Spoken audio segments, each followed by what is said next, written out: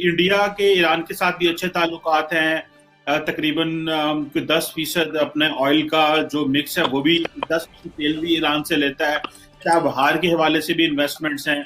लेकिन ये इसराइल की वजह से मामलात कुछ खराब होते नजर आ रहे हैं। फिर ईरान कुछ सैंक्शंस भी देख रहा था, फिर ग्लोबली डिस्कनेक्ट था। तो इस हवाले से बात करने के लिए जो आर्टिकल लिखा था मुझे बड़ा इंटरेस्टिंग आर्टिकल लगा। मैंने सोचा कि व्यूअर्स को वाइडर एक्सेस दी जाए इस नए टॉपिक के इसके ऊपर, क्योंकि कम लोग बोलते हैं और पढ़ते लिखते हैं। तो कल साहब जरा काइंडली बताएं कि जो आपकी इसराइल के साथ फ्रेंडशिप है, how come this is a challenge for you as well, because Iran के साथ भी आपके जो ताल्लुक, सॉरी, इंडिया और इसराइल के जो ताल्लुकात हैं, how come it is a challenge for Iran?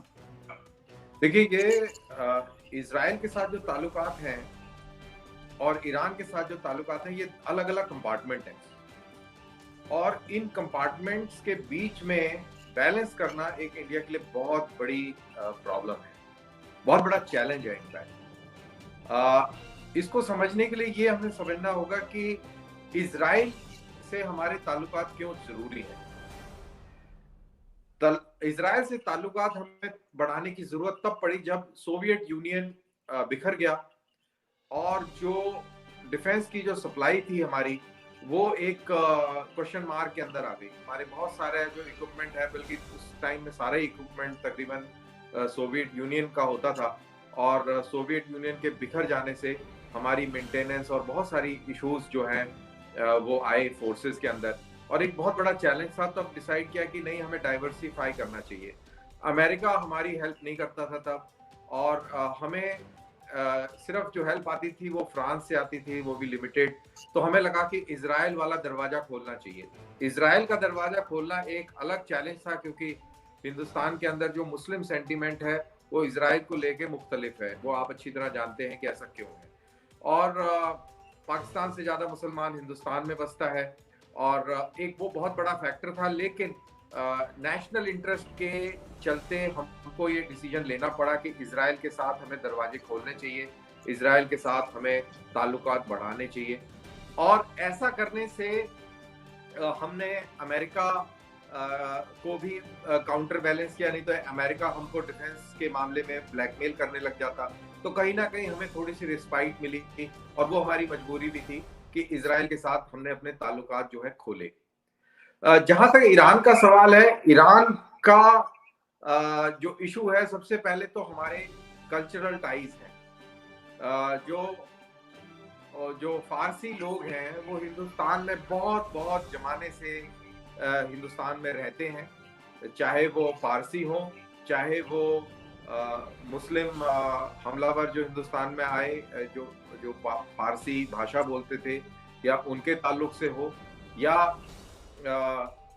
अगर बात करें तो एक बहुत इंपॉर्टेंट चीज, जब हिंदुस्तान में आर्टिलरी गन आई तो वो आई हुमायूं बाबर लेके जब आए, तो उसके जो गनर्स थे वो ईरानियन और बलूची थे।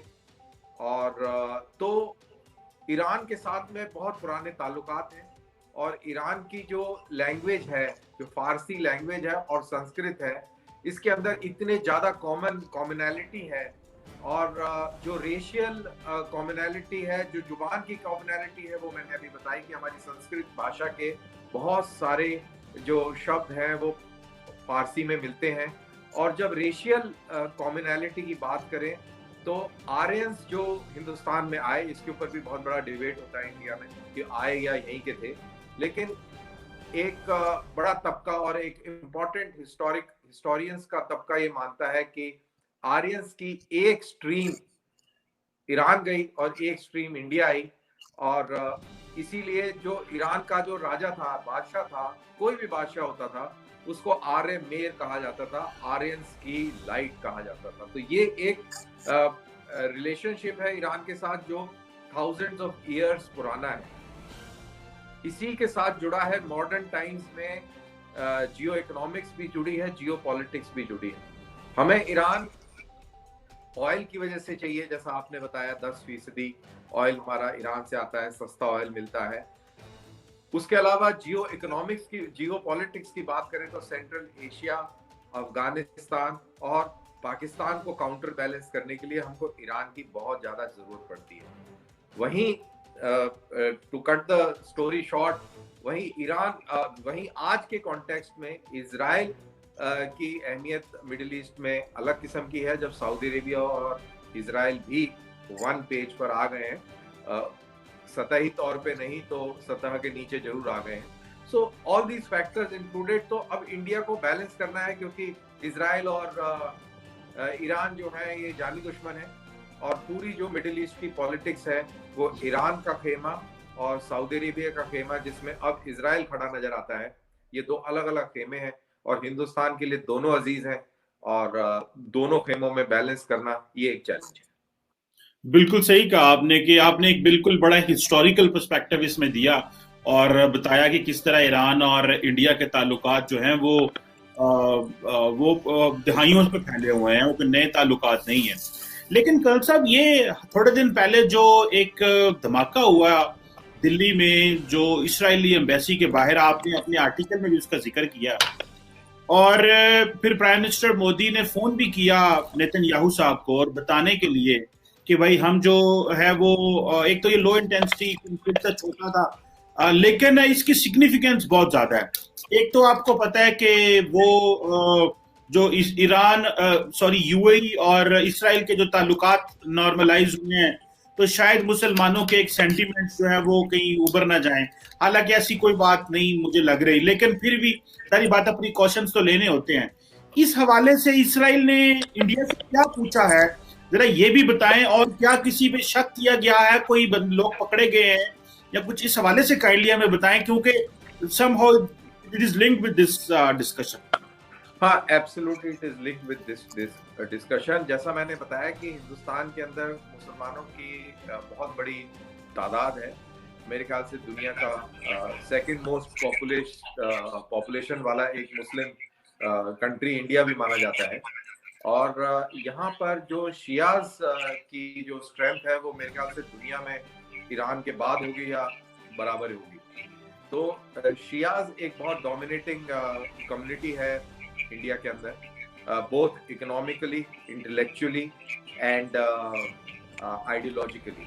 तो एक ईरान के साथ में एक कनेक्ट पाते हैं वो, और ईरान की पॉलिटिक्स रिफ्लेक्ट करती है शियाज के सेंटिमेंट्स को इंडिया के अंदर।